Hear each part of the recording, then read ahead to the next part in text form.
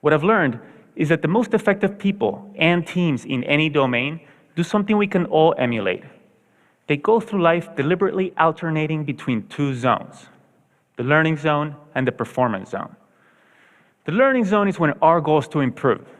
Then we do activities designed for improvement, concentrating on what we haven't mastered yet, which means we have to expect to make mistakes, knowing that we will learn from them. That is very different from what we do when we're in our performance zone, which is when our goal is to do something as best as we can, to execute. Then we concentrate on what we have already mastered, and we try to minimize mistakes. Both of these zones should be part of our lives, but being clear about when we want to be in each of them, with what goal, focus, and expectations, helps us better perform and better improve. The performance zone maximizes our immediate performance, while the learning zone maximizes our growth and our future performance. The reason many of us don't improve much, despite our hard work, is that we tend to spend almost all of our time in the performance zone. This hinders our growth, and ironically, over the long term, also our performance. So what does the learning zone look like?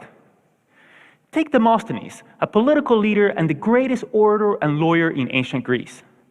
To become great, he didn't spend all his time just being an orator or a lawyer, which would be his performance zone, but instead he did activities designed for improvement.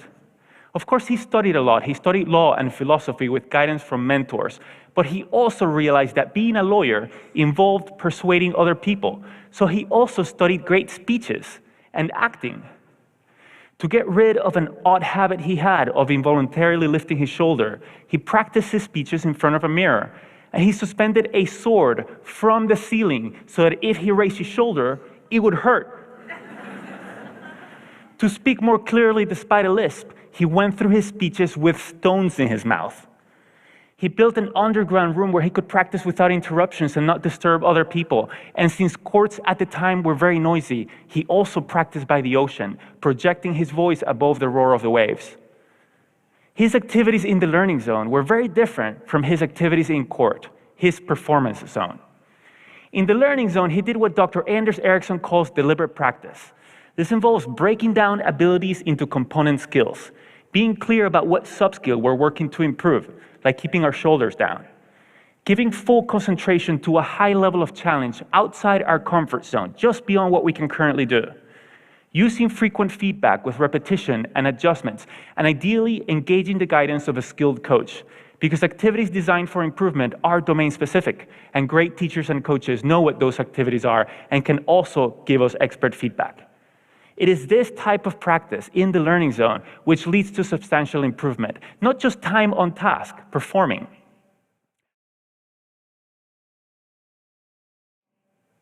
For example, research shows that after the first couple of years working in a profession, performance usually plateaus. This has been shown to be true in teaching, general medicine, nursing, and other fields. And it happens because once we think we've become good enough, adequate, then we stop spending time in the learning zone. We focus all our time on just doing our job, performing, which turns out not to be a great way to improve. But the people who continue to spend time in the learning zone do continue to always improve. The best salespeople, at least once a week, do activities with the goal of improvement. They read to extend their knowledge, consult with colleagues or domain experts, try out new strategies, solicit feedback, and reflect. The best chess players spend a lot of time not playing games of chess, which would be their performance zone, but trying to predict the moves grandmasters made and analyzing them. Each of us has probably spent many hours typing on a computer without getting faster. But if we spent 10 to 20 minutes each day fully concentrated on typing 10 to 20% faster than our current reliable speed, we would get faster, especially if we also identify what mistakes we're making and practice typing those words. That's deliberate practice.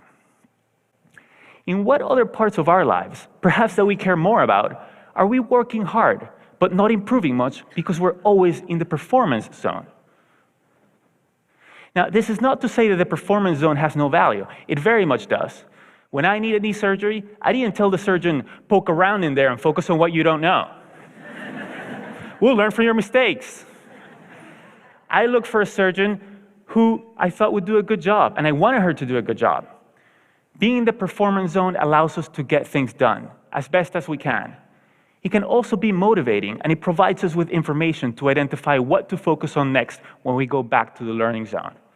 So the way to high performance is to alternate between the learning zone and the performance zone, purposefully building our skills in the learning zone, then applying those skills in the performance zone. When Beyoncé is on tour, during the concert, she's in her performance zone. But every night when she gets back to the hotel room, she goes right back into her learning zone. She watches a video of the show that just ended. She identifies opportunities for improvement for herself, her dancers, and her camera staff. And the next morning, everyone receives pages of notes with what to adjust, which they then work on during the day before the next performance. It's a spiral to ever-increasing capabilities, but we need to know when we seek to learn and when we seek to perform. And while we want to spend time doing both, the more time we spend in the learning zone, the more we'll improve.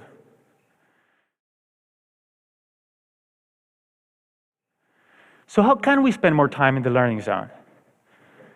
First, we must believe and understand that we can improve, what we call a growth mindset. Second, we must want to improve at that particular skill. There has to be a purpose we care about, because it takes time and effort. Third, we must have an idea about how to improve, what we can do to improve. Not how I used to practice the guitar as a teenager, performing songs over and over again, but doing deliberate practice. And fourth, we must be in a low-stakes situation. Because if mistakes are to be expected, then the consequence of making them must not be catastrophic or even very significant.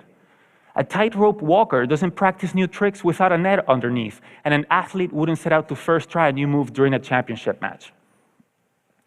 One reason that in our lives we spend so much time in the performance zone is that our environments often are unnecessarily high stakes.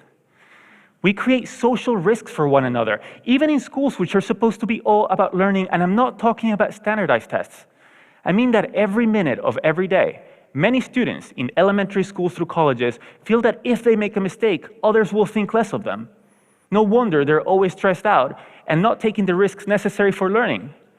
But they learn that mistakes are undesirable inadvertently when teachers or parents are eager to hear just correct answers and reject mistakes rather than welcome and examine them to learn from them, or when we look for narrow responses rather than encourage more exploratory thinking that we can all learn from.